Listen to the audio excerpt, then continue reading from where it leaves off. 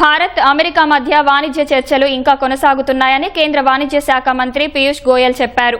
ఉక్కు, అల్యూమినియంపై 50% సుంకాలు విధిస్తున్నట్లు అమెరికా అధ్యక్షుడు డొనాల్డ్ ట్రంప్ చేసిన ప్రకటనపై స్పందించిన కేంద్ర మంత్రి సమస్యలను ఇరు దేశాలు ద్వైపాక్షికంగా పరిష్కరించుకుంటామని వెల్లడించారు.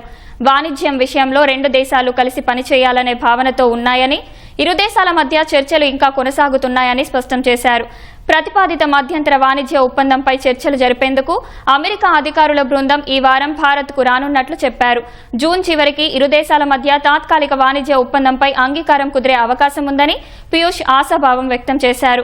ఈ విషయంపై భారత వాణిజ్య శాఖ ప్రత్యేక కార్యదర్శి రాజేష్ అగర్వాల్ గత నెలలో వాషింగ్టన్లో అధికారులతో ప్రతిపాదిత ఒప్పందంపై చర్చలు జరిపారని తెలిపారు. భారత్ నుంచి దిగుమతి అవుతున్న ఉక్కు, అల్యూమినియంపై ఉన్న 25% సుంకాలను జూన్ 4 నుంచి రెట్టింపు చేస్తామని ఇటీవల ట్రంప్ ప్రకటించారు. ప్రస్తుతం ఫ్రాన్స్లో అధికారిక ప్రకటనలో ఉన్న గోయల్ ఆ దేశంతో వాణిజ్య, పెట్టుబడి సంబంధాలను పెంచుకోవడానికి చర్చలు జరుపుతున్నారు.